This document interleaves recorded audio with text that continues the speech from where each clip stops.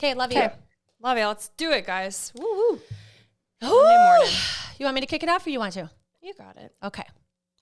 Welcome back to Ivy Unleashed. Today, you're going to be so pumped that you tuned in because the person that we have with us today, we're really reversing roles. We are the host. He is the guest. Welcome to Ivy Unleashed, Ben Leber. Hi, ladies. Good to see you. Thanks for having me on. We're pumped. I feel like we get maybe 5 minutes of your time when we're on. This is going to be long form, which is really exciting. And for those of you listening who you might know Ben Leber from Twin Cities Live, you might know him from his time as an NFL player. We want to talk about, the Ben maybe behind the scenes that people might not have had a chance to see live on TV. Yeah. And something Ben doesn't know is before we were on Twin Cities Live, you were on our list of guests to have on the show. And it was kind of like, once we get on Twin Cities Live, we'll kind of like ask him or whatever. And now here we are. It's just like this full circle moment. And here it is. Yeah. You just throw it out in the universe and it just has a funny way of making things work. It really does. And something, Ben, we're doing this season is we're starting off with some instant impact. So if people can only tune in for a little bit, maybe something you think we'll unpack in the episode, but if you could leave our listeners with just like a big golden nugget of yours, what would that be today? What's coming to mind? Okay. I would probably say from a global view, from just like what I've experienced in my life is, it is that old adage, like put yourself out there, being that comfortable person in uncomfortable situations. I mean, it kind of goes along the line of like take risks, but I think that's very subjective for a lot of people. I just think that like if there's one takeaway that I've learned from myself through this whole like little journey that I've been on is it's okay just to throw yourself out there and not know what the hell you're doing and just try to figure it out. So, that's one thing that I would say. Hey, if you're out there and you want to tune out for the next, however many minutes, and this is all you want to watch, and that's all you want to listen to, I would say, here's my little nugget in life. Like, I love it. That's great advice. Go out there and be uncomfortable. Put yourself in situations that are unpredictable, and there's going to be more positives than negatives that ever come out of it. What's your first memory looking back, maybe young Ben, college Ben, whatever age comes to mind, where you took that risk? You were extremely uncomfortable, and looking back, you're like, damn, that paid off. Man, I mean, my first risk that I wondered am I doing the right thing was probably kindergarten, Jefferson Elementary School, Albia, Iowa. It's nap time. We were told to take a nap on our mats, and boy, I just wanted to play with my friends. And so I crawled off my mat and I started playing with my friends, and I got in trouble because I was not sleeping. No, that is actually a core memory. I was like, wait, how's this going to pay off? No, it's not paying off at all. I'm just like, when you went into like my first memory, I'm like, oh my gosh, one of my first memories as a kid was in this old elementary school that they tore down now because of all the asbestos in it. We just, you laid on this like mat that you had, like you rolled out this mat during nap time in the afternoon. And I just thought it was like the most fun thing to do in school was after recess, we'd just like come in and we'd like lay on these mats and take naps. It was the best. Was it blue on one side and red on the other? No, I think so. Ours were like basically welcome mats. They were like the ones that you just like roll out. They were like the knit, almost like kind of I think the knitted kind. You just like It was probably an all-weather doormat that my parents had that they bought at Pomida or something like that. And so like you're just sleeping that.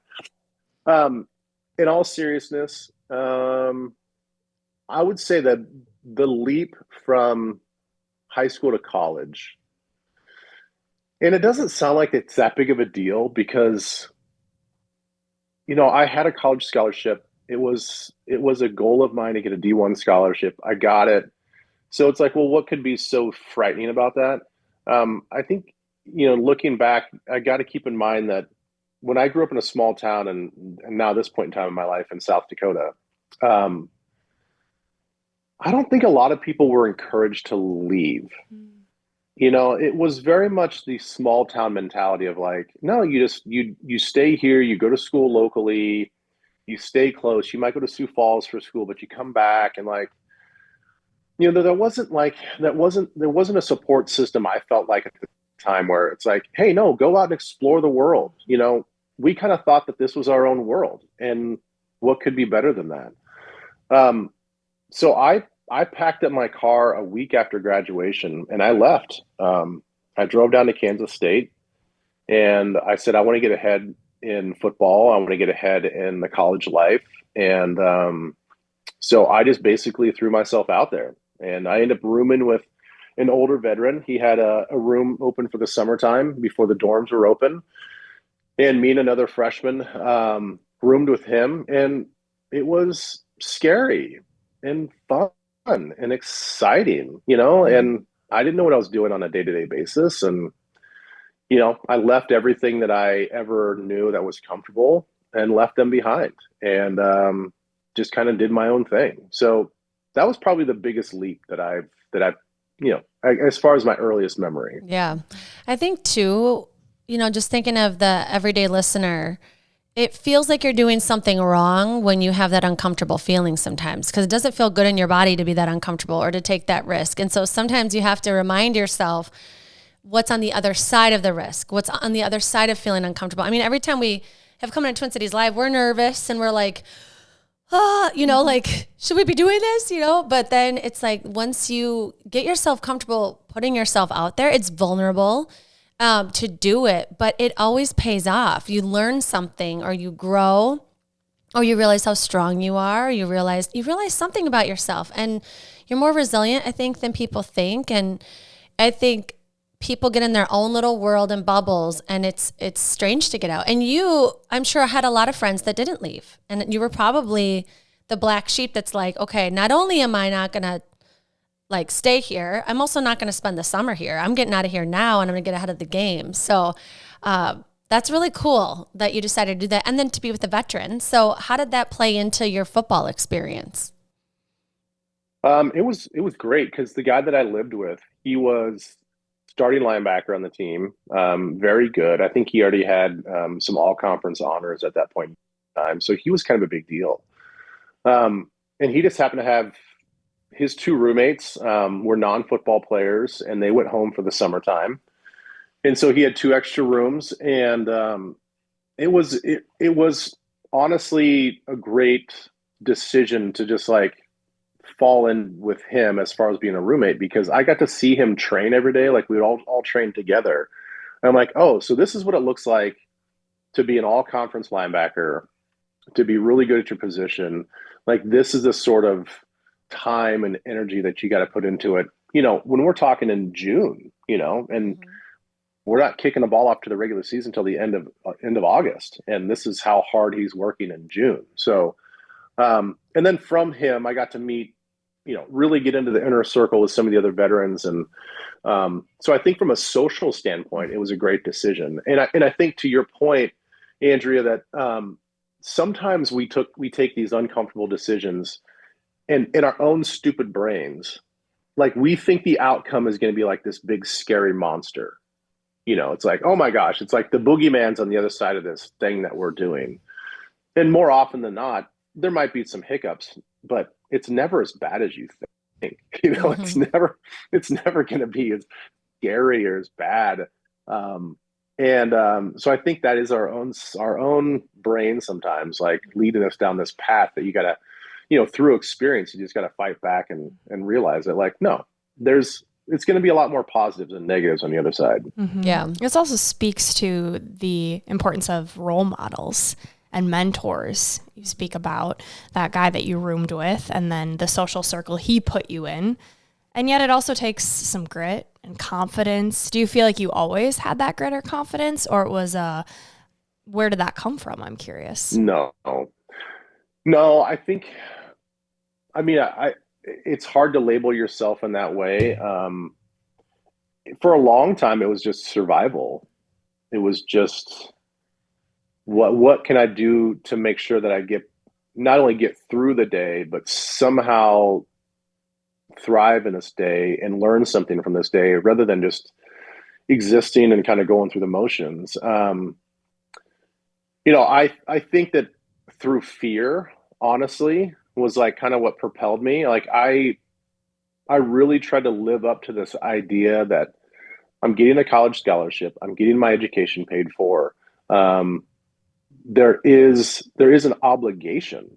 Yeah, I felt like there was an obligation that I had to live up to for them to take a chance on me. It is an investment in these universities. Like yes, I am a football player, but they're like, I'm investing in this person that they're going to bring something, a benefit to this university and this program. And so I felt that early on. And I kind of let that motivate me. I'm like, I got to go out there and earn this. I got to go out there and make them and show them that they made the right decision. Because I was very under recruited. Like I didn't have a ton of offers. I wasn't one of these 4 or 5 star guys that was I can hand pick any team that I wanted to go to. Like I was just I was happy that they even noticed. I'm like, wow, you guys want to offer me a scholarship? This is great. So I never forgot that, and I felt the weight of that, and I think in a good way that fear just like helped me kind of get through some of those dark days and those hard days. And then I guess over time you can probably look back and say, oh man, you get like that takes grit to do that. It takes confidence. Like, no, Brooke, I was scared out of my mind. I appreciate the honesty. Yeah, I was like, there was a time where I almost quit. I almost quit before the season even started because I was so scared. I mean, I remember laying in my dorm room, sharing my dorm with another freshman who this guy was a 4 star guy. He was the number one recruited guy in our class. And he just looked like he had confidence just oozing out of his ears. And I remember, and I'm not BSing you. It was like the nap time before we went to our afternoon practice, and it was like our first padded practice that we were going to have. And so this was like big boy, big time stuff. We're no longer just in the helmets. Like we're actually putting the pads on. This is going to be for real. I remember laying there in my bed with the sheets over my head like a little kid, like scared. I'm an 18-year-old kid, scared out of my mind. I was going through all the ways that I could quit.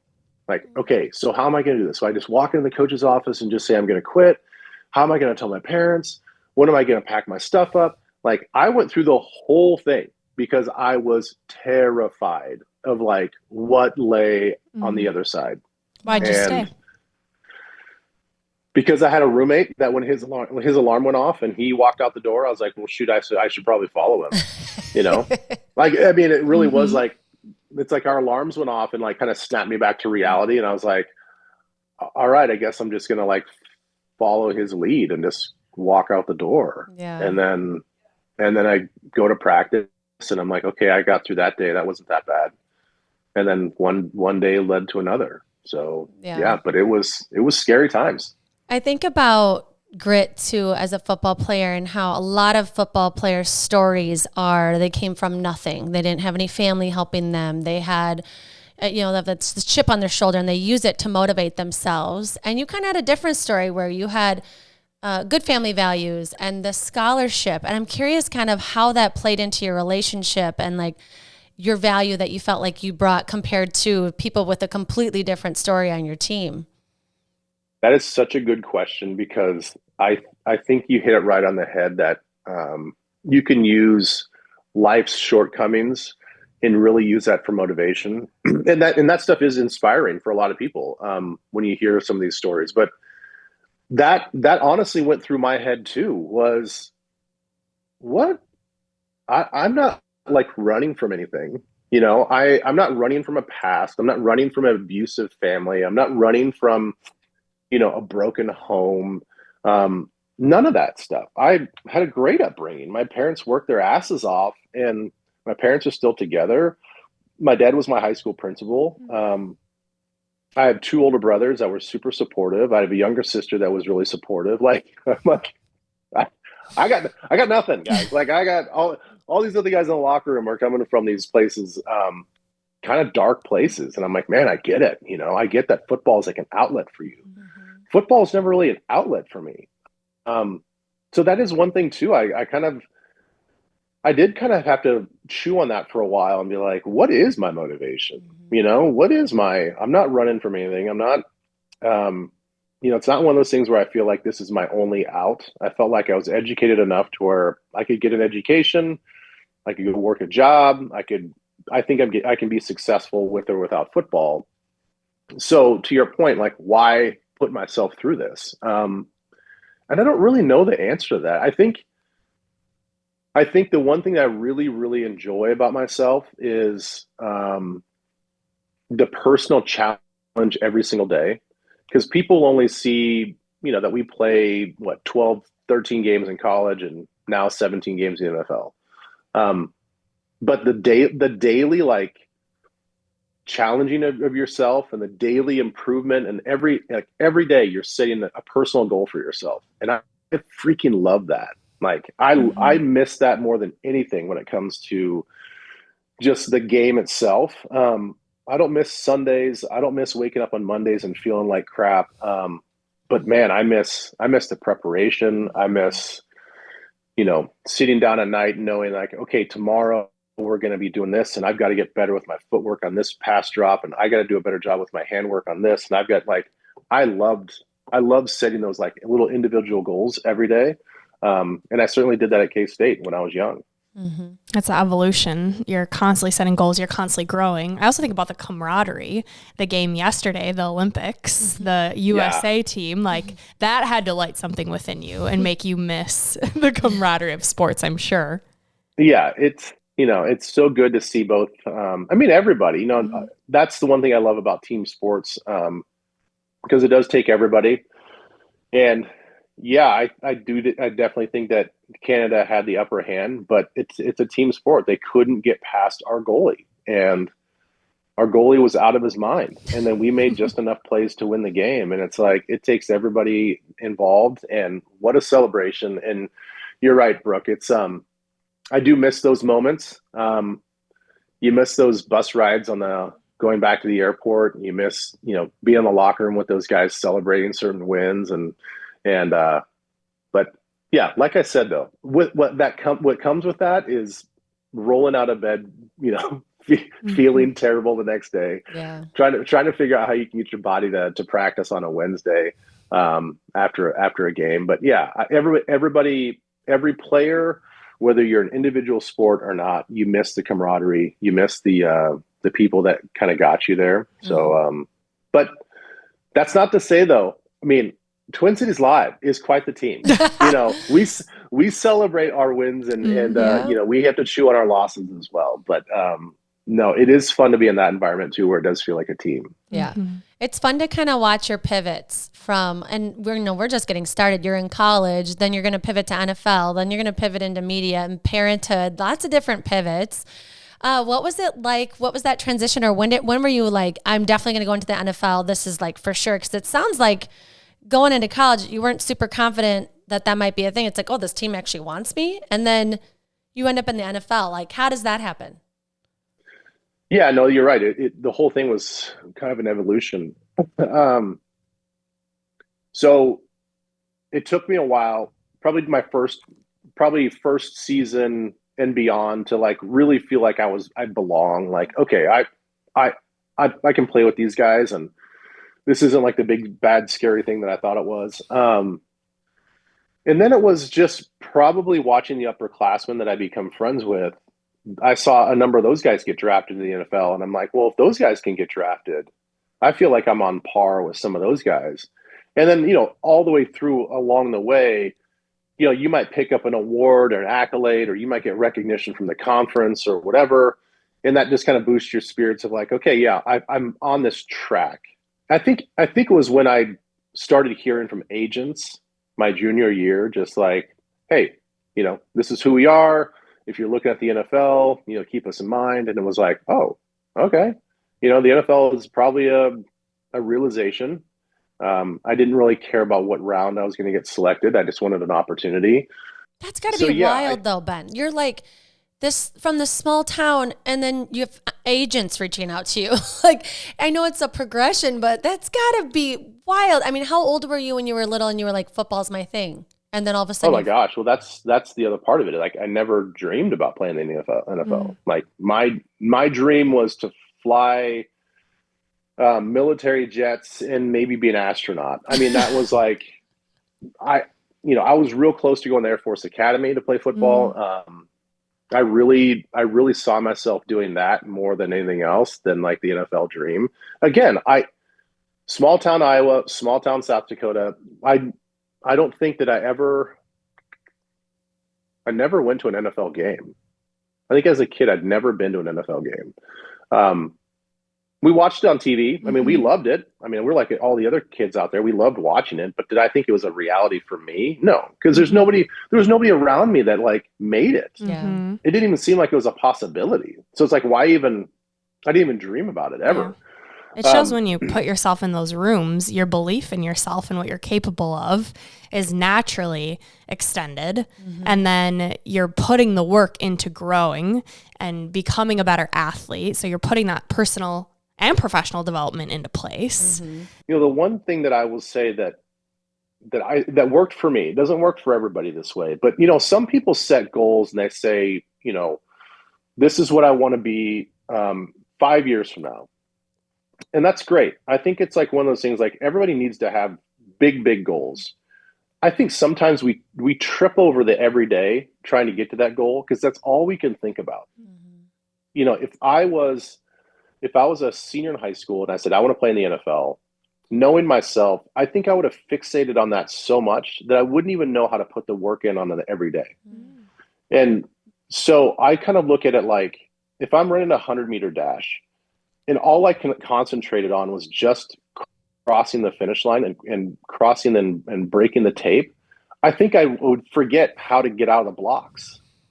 Like I would forget, like, oh man, like I got to power through my first 3 steps, keep my head down, relax my hands, relax my shoulders, drive my elbows. Like I would forget all of those things because all I cared about was just getting to the finish line. And so I think the way that I naturally fell into my progression was that I only cared about the everyday. I didn't think about the NFL. Even when agents were calling, I was like, okay, cool, but like I still got to go out there and be a good teammate to my guys today.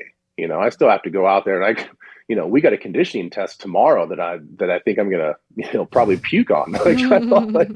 I'm not thinking about the NFL draft 2 years from now. So that's kind of how I approached a lot of things. And that works for me. It keeps me from being overwhelmed. Yeah. And I think, maybe that works for some people, maybe it doesn't, but that's how it works for me. There's so many parallels to real life with that too. Like sometimes you can get overwhelmed thinking like, oh my gosh, is my kid going to be well-rounded by the time they get out of this house? Am I a good mother? Are they going to leave and feel like they got what they needed? And it's like, okay, if you just focus on today, being the best parent you can be today, right now, being present with them, being intentional with them, you'll get to that point. Or if it's your professional life, or if it's your marriage, or if it's your fitness goals, it's like, it's such a great reminder that you have 100% to give today. And so, yeah, make the goal, but like really focusing on the now makes you more present. And then you won't have those overwhelming thoughts that can kind of paralyze you sometimes from even taking the action. So I love that. And that can go with confidence too. It's like confidence will come from taking the action. A lot of people are like waiting for the motivation or waiting to feel confident. And it's just showing like, just show up 100%. So how are you doing that? Like when you think about you showing up on fire, whether it's back when you were on the team, it's today, like what kind of fuels you so you can show up and give 100%? I don't really know if it's like a conscious thing that I really think about. I think it from the benefit of having a really tough coach in college that kind of set the foundation for, kind of why we're talking today. So much of it was just the day to day. It was just, this is what we're doing today. And he broke everything down for us. And like, okay, if we've got a 3.5-hour practice, which our practices were very long, you had to take just small chunks out of the whole thing. Cause each individual practice felt overwhelming. We're week, 12 into the 10, 11, 12 into the season, and we still have 3-hour practices when most teams aren't wearing pads anymore. They probably have an hour and a half practice. Half of that practice is probably a walkthrough. We were doing the opposite. We were still going full speed. And so I think because of that grinding nature, you just like, all right, let me just get through period one. Period one is just going to be X, Y, and Z. Then period two, we're going to be working fundamentals. And this is what I got to work on for period two. Then period three, we're going to get together as a team and we're going to be doing this. So it's like, you could never look beyond what you're actually doing. And so, even now it's just like, all right, well, what do we got on the show today? How can I be, how can I be the best version of myself? And put myself out there and be entertaining and have fun and be loose and whatever. I think that preparation is a huge part of it. I learned that as well. I mean, the more prepared I am, I think the faster and looser that you can play with anything. So, kind of a double answer there, but hopefully I got you. Yeah. I want to get into that, how you prepare, because from what I observe, just from knowing you from the show and watching you, is you are extremely present. And now it makes sense why you enjoy where you're at, because you're not focused on what just happened or what has to happen. It's like you're allowing yourself to be authentically you because you're just here in the moment. What does that look like, though, when you do need to prepare and you do need to think about the future interview or what's to come? Well, social media helps. It's I'm sure you guys use it a lot too. I try to research a little bit about every guest that we're doing. And now it's easier because, like if you guys are coming on the show, I don't have to do a deep dive in what you guys are doing. Obviously if you guys are on to promote something that's new, let's learn about what's going on that's new. But like, the first, 18 months, 2 years of me doing this, like every guest seemed like a new guest. And so I would, after our morning call at 8:40, it was like, put in whatever time I needed to research all the guests that are on that day. And then on top of that, it's like, I gotta learn how to read a teleprompter and I gotta learn the mechanics of like what's going on in the TV show and how do I do things. So definitely just small incremental things every day. But I would say, now the preparation's a little bit less, but now my focus is like, how can I be as good as Elizabeth is when she's doing all the little things behind the scenes, like the way she transitions to certain topics, the way that she's able to hear our producer in our ear, not like give a facial recognition of like, oh, wait, someone's talking to me. What are they saying? How can I roll with that information, change what we're doing, what we thought we were going to be doing, pivot to something else. Like, so there's some mechanical things that happen within this show that I could definitely be better at.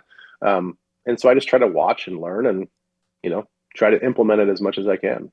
You guys make it look so easy until you're there and you're like, because sometimes the teleprompter doesn't move as fast as it needs to move, or it's moving too fast, or, and then it's like you have different cameras you're looking at. Like you don't realize how much goes into it till you're behind the or you're in front of the camera.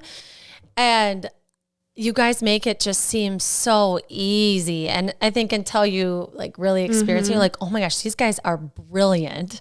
And you're talking to so many different people from so many walks of life. And so I'm curious, let's talk about that pivot. Okay, so you've got the NFL, you live that life. That's got to be a wild ride, but it's football, right? And then you're completely in a different new land. How did that happen? And like, what kind of got you to where you are now with Twin Cities Live?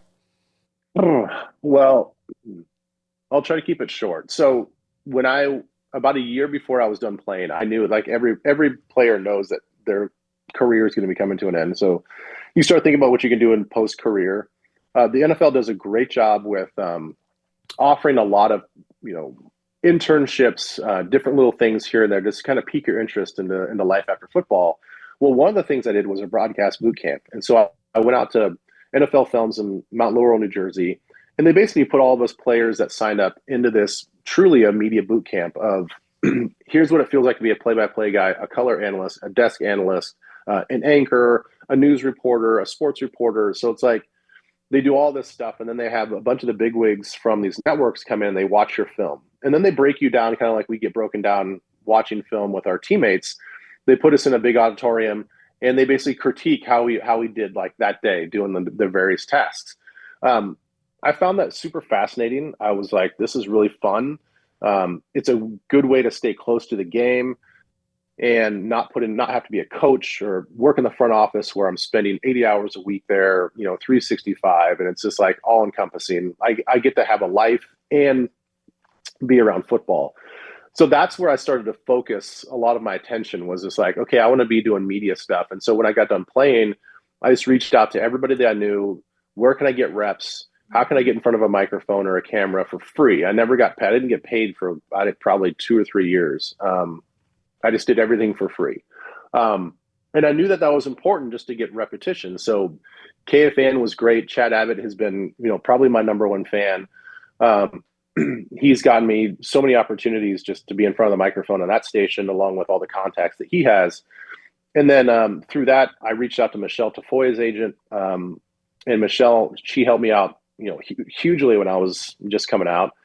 And through her agent, she got me some stuff with Fox Sports, doing some color commentary for college football.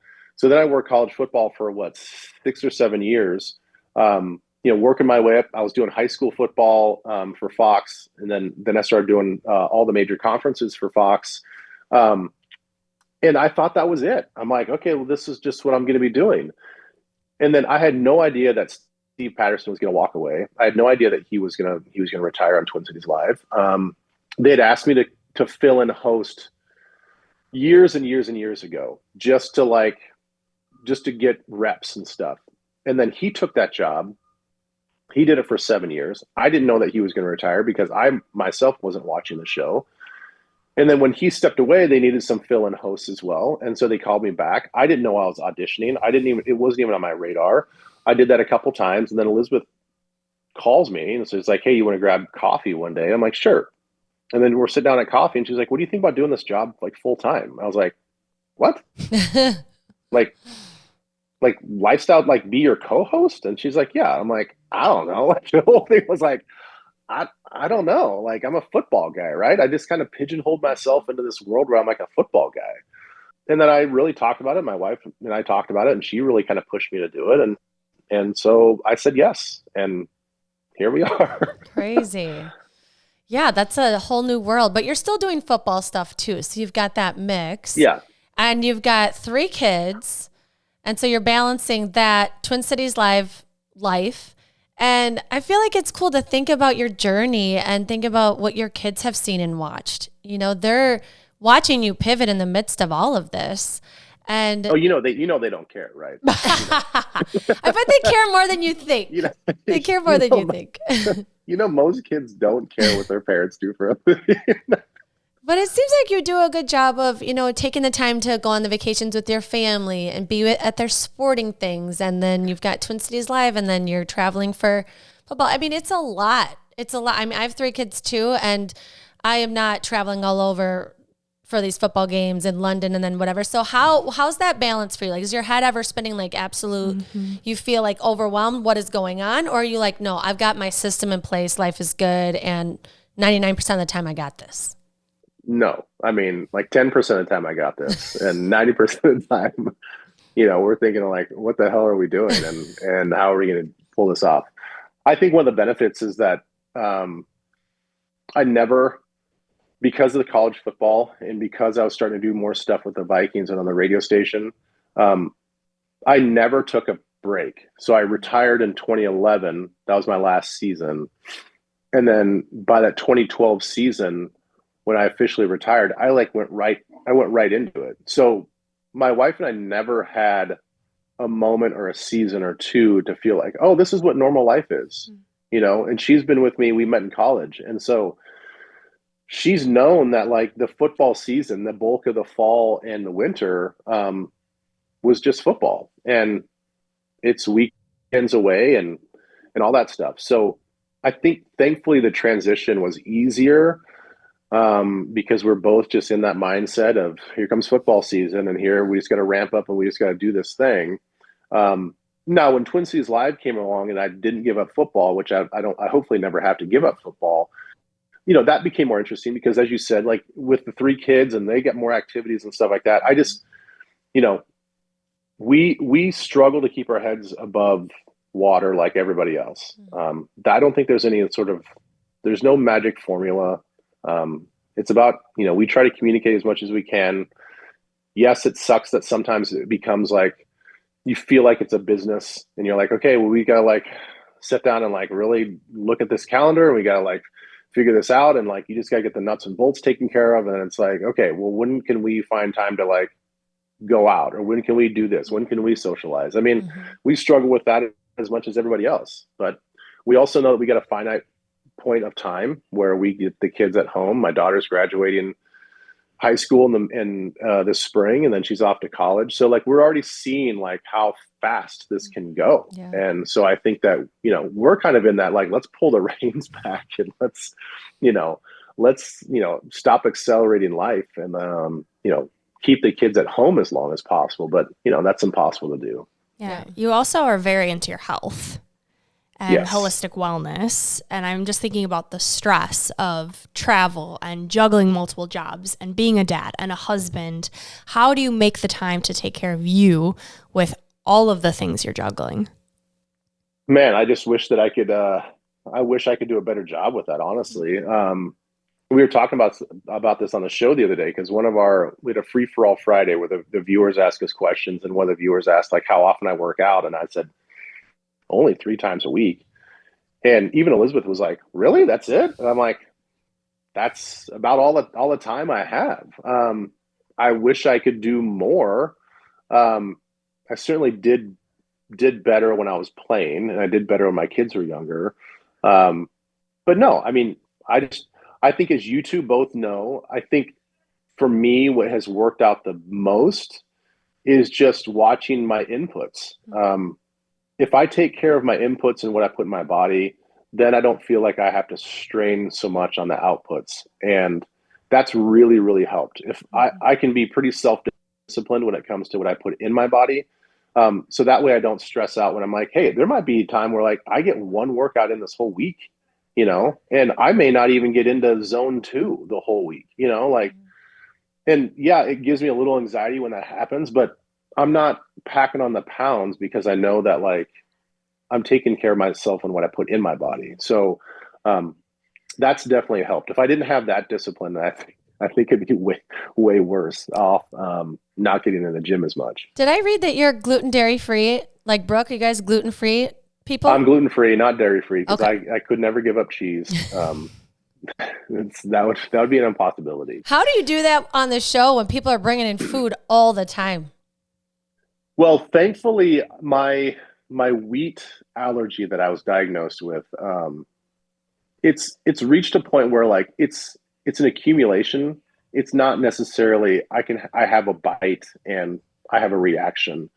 So I definitely have to watch kind of like the accumulation of a couple days or how many bites I take. Then I'll feel the effects of it. But if we're on the show today and I have a bite or two of some gluten, I'll be fine. It won't.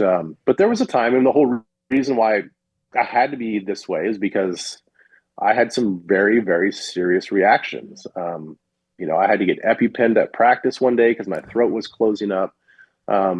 And then we finally diagnosed that I had a wheat allergy and intolerance. So yeah, it's been what, since 2007.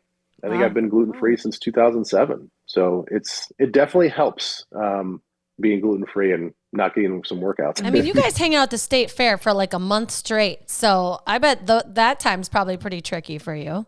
Yeah, but our state fair is great for gluten-free options. Okay. I mean, they do a good job. Mm-hmm. And I promise if you had the same reaction to dairy, you would give up dairy. Probably before your EpiPen happened, you were like, I'm never giving up wheat or gluten. But then things happen and your body reacts the way and you're like, it's not worth it. Nope. No, I'm not. That you're 100% true. I'm just glad that I never really had severe reactions to dairy, because the reactions I was having was like truly life altering. It's like, so when your life is altered and you can't enjoy life and you have like in the back of your head, like, am I going to get a migraine today, or am I going to break out in giant hives? Is my face going to swell up because of an allergic reaction? Like if I had that with dairy, done. Cutting it out as much as it would pain me, I'd have to cut it out. Yeah. I just love it when people say, I will never. And I'm like, well, what about this situation? Yeah. What are your non-negotiables? Like when you think about mental health, physical health, inputs are clearly one. What other things come to mind? I would say just getting the adequate amount of sleep. I'm not great at it. I need to do a better job at it, but as I get older, going to bed earlier, trying to maintain that like consistent amount of sleep has been very, very important. And I've always been one of those that I can push it for a couple days, few days. I mean, I can push it for probably a week of like minimal sleep, but I just need one day. Give me one day where I'm getting 8 to 10 hours and I'll totally recharge. So that's kind of been a non-negotiable. I don't really have, I don't think, any like hard and fast, like these have to be done. I just think time to prepare, like I mentioned earlier, to get my stuff done to where I can perform at my highest. Like that's when I get the most anxious. If I don't get that time to do that, that's when I get really anxious. Yeah. I love getting the inside scoop. It's so nice because it's like you kind of know someone, but then when you really get to ask them those things, I mean, because we're watching you do a lot on social media and on Twin Cities Live. Like it's fascinating. And then to get to ask you, you're like so much more relaxed than I thought you would have been. Like I thought you would have been like, oh no, I have to have my protein shake and then I have to fit in my this and I got it. I thought you were going to be a little bit more high maintenance than you are, Ben. No. No, I'm not. I mean, I feel like I've always been pretty laid back with that stuff. It's important to me, don't get me wrong. But it's not the end of the world if things don't happen. I would say the working out is like getting time just to get into a gym. That is, I need to make that more of a non-negotiable because it does kind of like sleep give me sort of the heebie-jeebies. Like I know that like my brain functions better when I get a hard workout, when I have a good interval training workout where I, am pushing it to the max, like that clears my head. And I don't get that opportunity enough. And I know that that's beneficial for not just my brain, but for everything else. So that's something probably I'll try to incorporate a little bit more. Maybe we need to come into Twin Cities Live. Is that what you're going to say? You need some more efficient and effective workouts like Move with Gold Ivy. Hey, just saying. We got a library waiting for you, Ben. You got 15, 20-minute workouts. You could just squeeze them in. We could come to the studio. It is refreshing, though, to hear that you are laid back and these things are still important, but you can still perform at a high level. And I would maybe argue you can perform at a high level because you're not so anxious and strict about, oh gosh, I didn't hit my workout, the day's ruined. Yeah.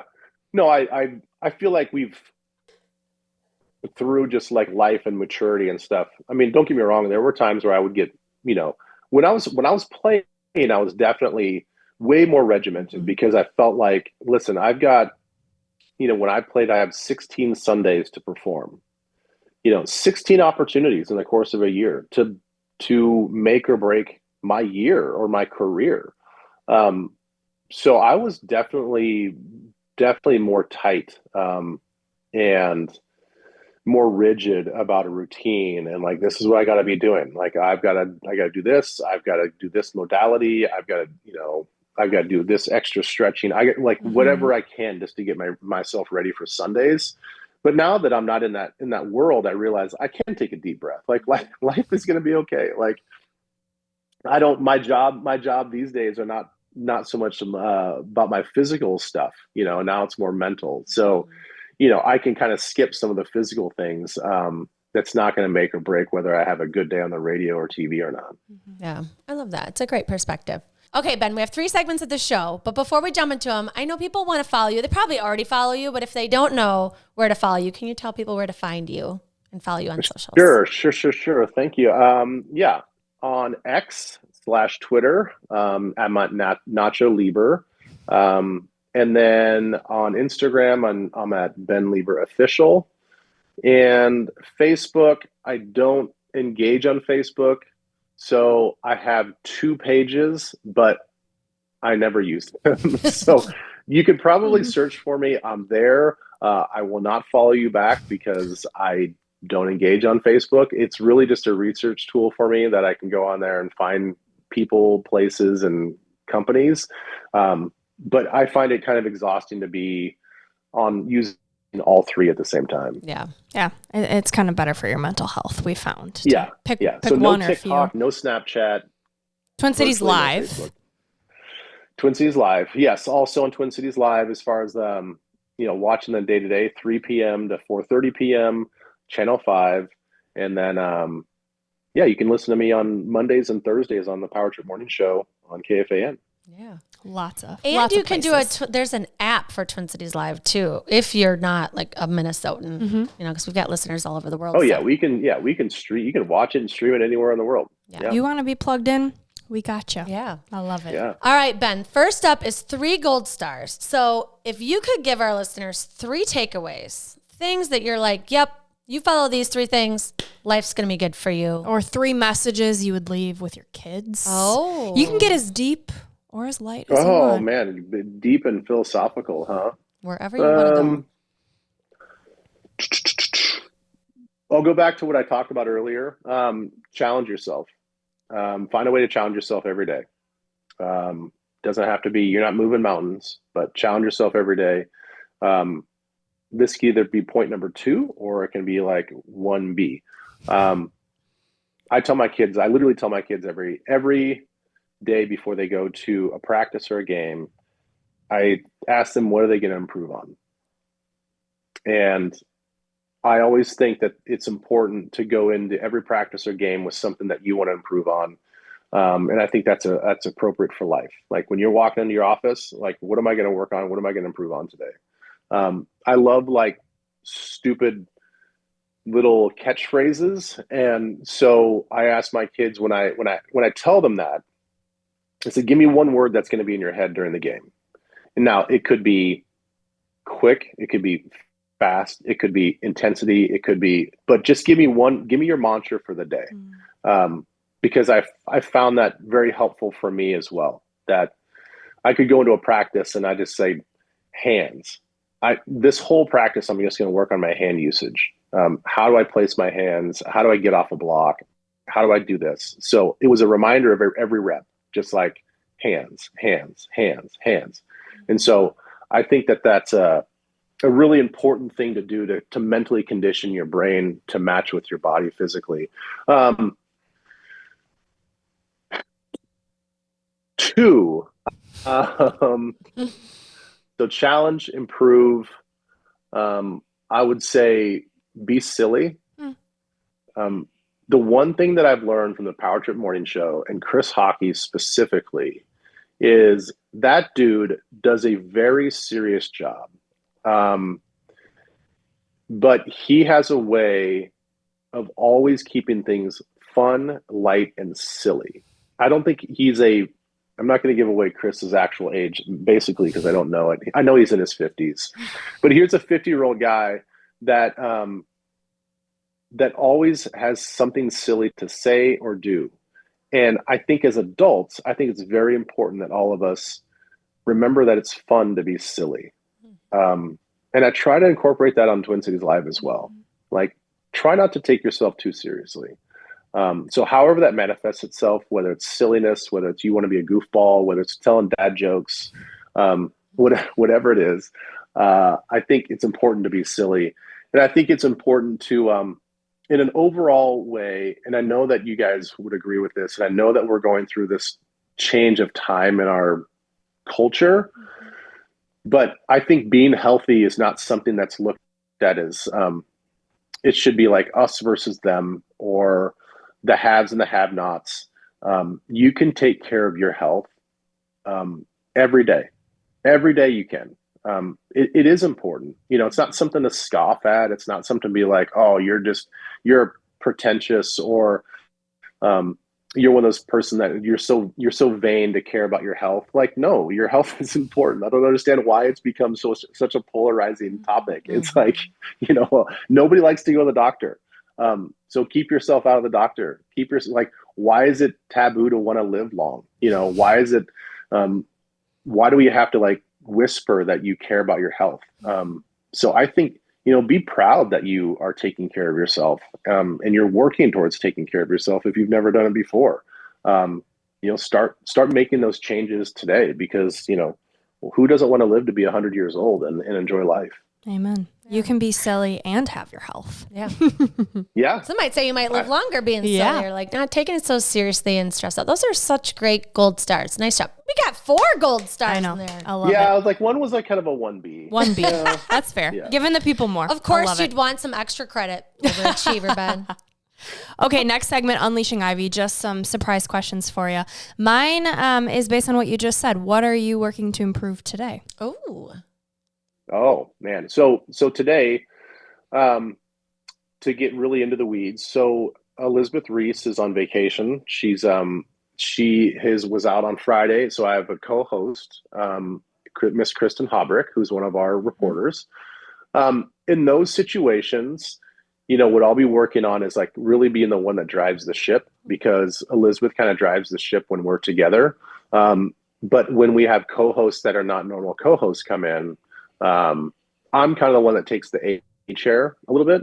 So that's new for me. It happens a few times a year, but it's like something that I need to get better at, is just kind of controlling the environment and, having me direct where the show goes. I don't often get to do that, so it's something I'll be working on. I love it. Okay. My question is about relationships, because you married your college sweetheart, got 3 kids. You have great relationships with your team at Twin Cities Live, and your family growing up. And so I'm curious for you, like, what is one of your biggest values in relationships and why you think they thrive so well? The biggest values would probably have to be trust. And because my wife hits me over my head all the time with communication, I'm in a communication world, but I think all of us dudes out there can be better communicators. I think just being honest and communicating with whoever you're with, whether it's your, family members or brothers, sisters, friends, your spouse, boyfriend, girlfriend, like, I don't know. It's just easier when you're able to communicate openly and be as honest as possible. It leaves you a little bit vulnerable, but who cares? Everything's better. I mean, my fiance is an NFL agent, and football is life. And you mentioned fall season, 2 seasons. I would argue football is all year round. I would argue that. Well, for an NFL agent, the football is year round. Yes. But just to echo what you said, communication. There's nothing without communication. That's not just your romantic relationship. It's any relationship. Mm-hmm. Yeah. No, it's so true. Yep. Okay, Ben, last question. If you could go back and tell younger Ben one thing, what age would you choose, and what would you tell him?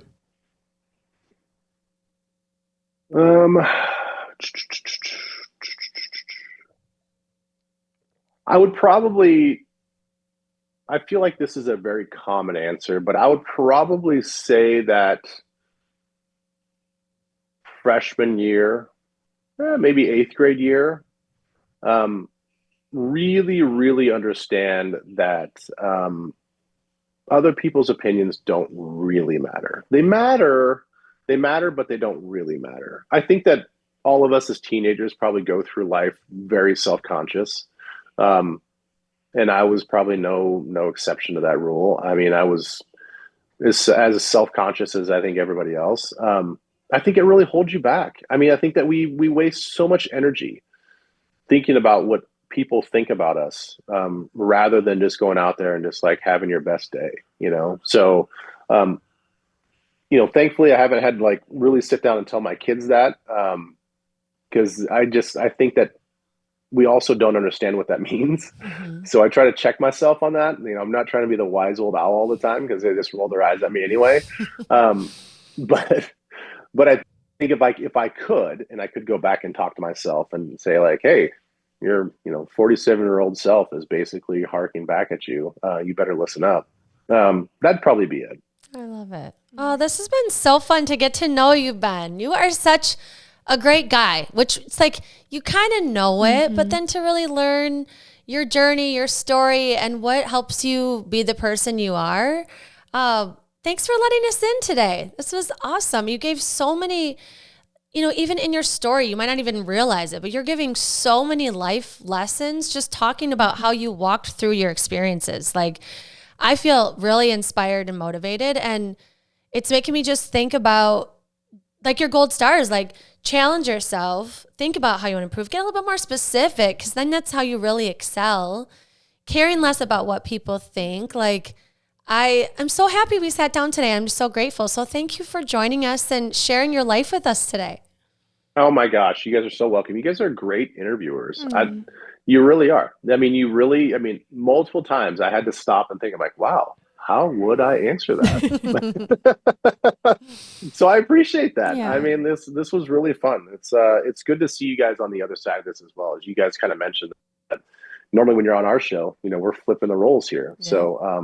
So this was fun. You guys are doing a great job. Thank you. That means a lot coming from you. Yeah. Okay, last but not least, we leave our listeners with what we call a piece of gold, whether that's a favorite quote of yours or just one last little nugget Wise of wisdom. owl. You wise owl. You want to leave us and send us off with today. It'd be something along the lines of stop planning and just do it. So yeah, I don't know if we need any more elaboration, but I think that can be kind of just that you can already kind of tell what that means. Like, I think sometimes we spin our wheels planning and planning and planning, and I just think that just get off your ass and do it. This is Gold Ivy signing off. Listen to your truth and go chase your gold. Oh, just do it. All right, Nike. What a way to wrap it up, though. It's so true. Get out of your head and just do it. I love it. Yeah. Oh, it was so fun.